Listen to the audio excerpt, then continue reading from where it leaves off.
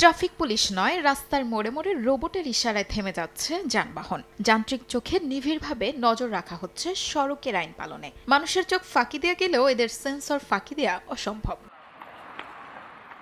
মে দিবসের ৫ দিনের লম্বা ছুটিতে চীনের ঝেজিয়াং প্রদেশের হংজু শহরে পর্যটকদের ঢল সামলাতে রাস্তায় নামানো হয় ১৫টি বুদ্ধিমান পুলিশ রোবট।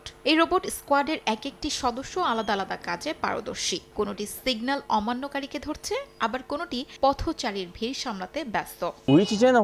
অসংখ্য মানুষ আমাদের কাছে দিক নির্দেশনা, ট্রাফিক ব্যবস্থাপনা নীতি এবং পর্যটন এলাকার প্রবেশের নিয়মাবলী সম্পর্কে জানতে চান। এই রোবটগুলো এখন এ ধরনের প্রশ্নের চমৎকার উত্তর দিতে পারে। এইগুলো মোতায়েন করার ফলে আমরা সীমিত জনবলকে অন্যান্য গুরুত্বপূর্ণ কাজ যেমন ট্রাফিক আইন লঙ্ঘন নিয়ন্ত্রণ, দুর্ঘটনা তদন্ত এবং অন্যান্য কাজে নিয়োজিত করতে পারছি।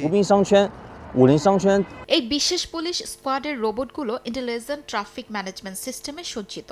পরিস্থিতির ভিন্নতা অনুযায়ী এরা নিজেদের কার্যক্ষমতা পরিবর্তন করতে পারে। রোবটের এই দলটির কারিগরি বিশেষত্ব এদের হিউম্যান মেশিন সিনার্জি বা মানুষ ও যন্ত্রের সমন্বিত কর্মপদ্ধতি, যেখানে সাধারণ পুলিশ কর্মকর্তাদের সক্ষমতার সাথে এই রোবটগুলোর যান্ত্রিক নিখুঁত দক্ষতাকে যুক্ত করা হয়েছে, যা ট্রাফিক ব্যবস্থাপনায় এক নতুন বৈচিত্র্য নিয়ে এসেছে। শিউলি রোজা, সময় সংবাদ।